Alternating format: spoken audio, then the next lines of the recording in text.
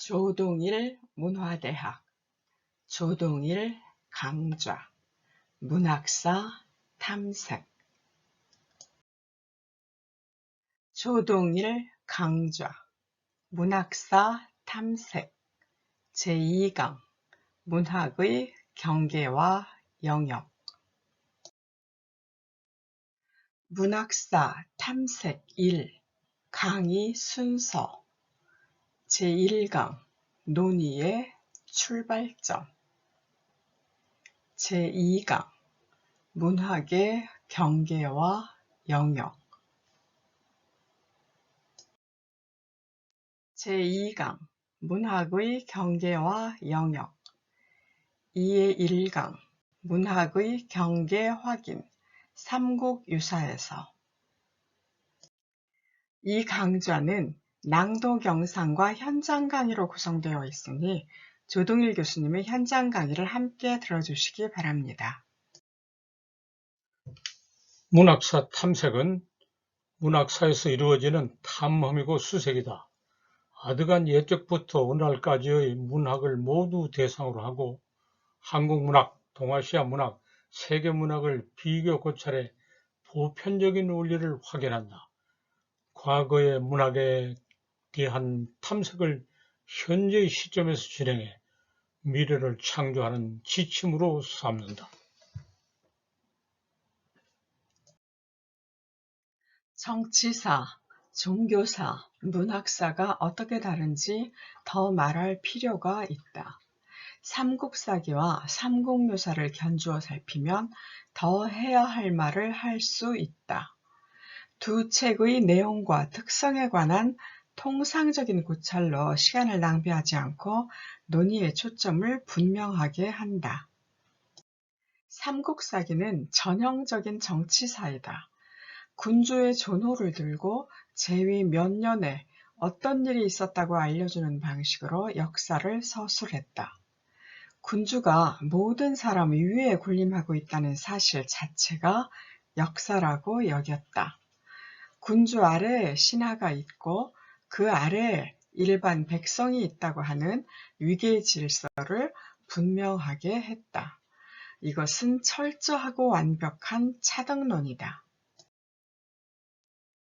정치사에 종교사가 끼어들지 못하게 배제했다. 불교가 커다란 영향력을 가지고 승려들이 대단한 활약을 한 사실은 없는 것으로 취급했다. 원효는 설총이라는 신하의 아버지여서 단 한 번만 부득이 언급했다. 신라가 망한 것은 불교 탓이라고 할 때만 불교를 논의의 대상으로 삼았다. 신라가 어떤 나라인지 모르고 이 책을 처음 읽는 독자가 있다면 아니 신라에 불교가 있었단 말인가? 고 물을 판이다. 불교를 배제한 이유는 저자 대표 김부식이 유학자여서 불교를 싫어했기 때문이라고 할 것인가? 아니다. 김부식은 자기의 불교 신앙을 말한 글을 여럿 남겼다. 삼국사기에서 불교에 관한 서술을 배제한 것은 개인적 취향에 의한 선택이 아니다. 더 큰 이유를 찾아야 한다. 승려가 등장하면 차등론의 등급이 곤란해진다. 승려는 군주, 신하, 백성으로 구분되는 세 등급 어디에 해당하는지 판정할 수 없어 위계질서를 혼란시킨다. 종교사가 끼어들면 정치사가 흔들린다. 군주가 모든 사람 위에 군림하고 있는 사실 자체가 역사라고 하는 명제가 타격을 받는다. 철저하고 완벽한 차등론이 불신될 수 있다. 군주는 누구나 훌륭하다고 칭송한 것은 아니다. 삼국사기 서두의 글에서 군후의 선악, 신하의 충사, 나라의 안위, 인민의 일안을 밝혀 교훈으로 삼겠다고 했다. 군주의 잘못을 나무라면서 역사 서술자가 자율성을 행사했다고 할 것은 아니다. 군주의 선악은 으뜸 가는 위치에서 다른 모든 것의 원인이 된다고 했다.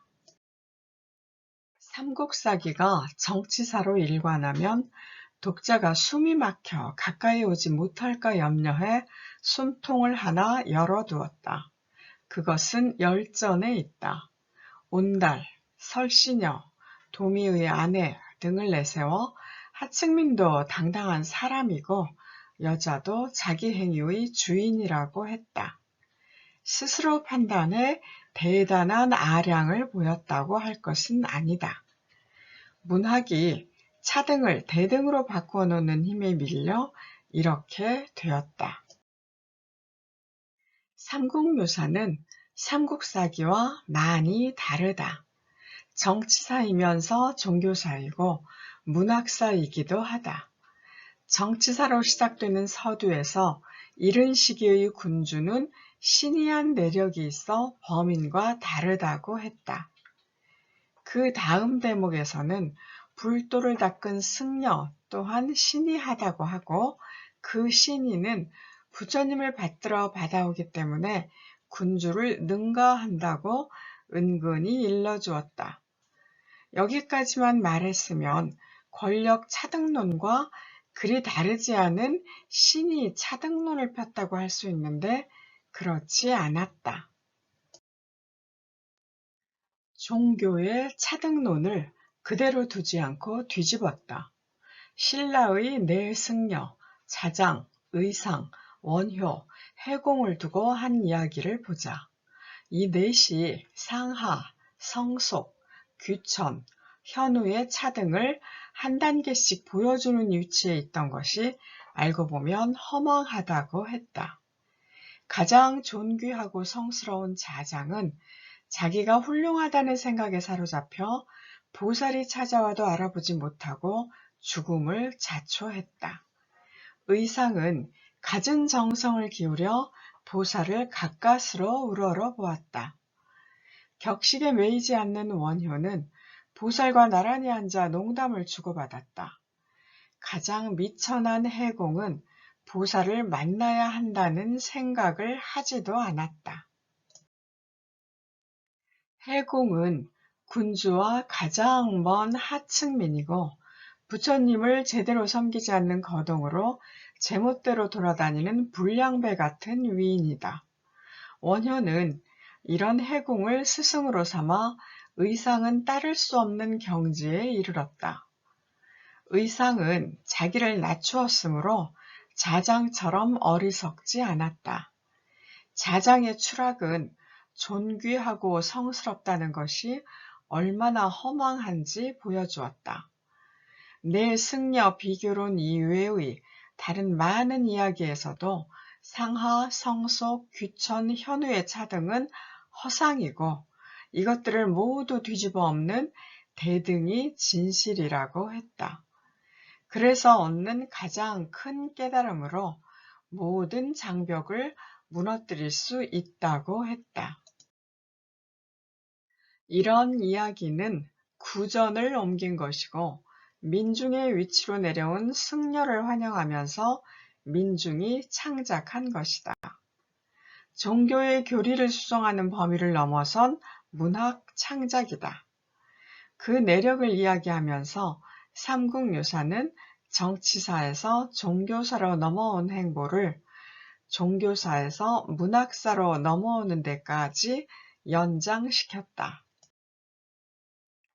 삼국사기는 예사 정치사이다. 문학을 받아들인 점을 들어 평가를 조금 높게 할 수 있다. 삼국묘사는 예사 종교사가 아니다. 지구를 한 바퀴 돌면서 비교 고찰을 해보아도 이처럼 놀라운 저작은 더 없다. 이련처럼 자국 역사서를 쓴 승려가 곳곳에 있으나 정치사와 종교사의 차등론을 어떻게 연결시킬까 고심하기나 했다. 문학사와 제휴해 차등론을 대등론으로 바꾸는 데까지는 이르지 못했다. 문학사 탐색 1. 3강 이후의 강의 순서입니다. 제3강 문명권 문학과 민족문학, 제4강 문학 갈래, 제5강 서정시. 강의 잘 들으셨습니까? 구독을 누르고 수강하신 후 댓글로 출석을 표시하고 논평을 제출하시면 강좌 수료증을 보내드립니다. 조동일 문화대학에서 진행하는 정규 강좌와 특강입니다. 조동일 문화대학의 강의는 수강하시는 여러분과 함께 만들어갑니다. 여러분들의 강의 참여를 환영합니다. 감사합니다.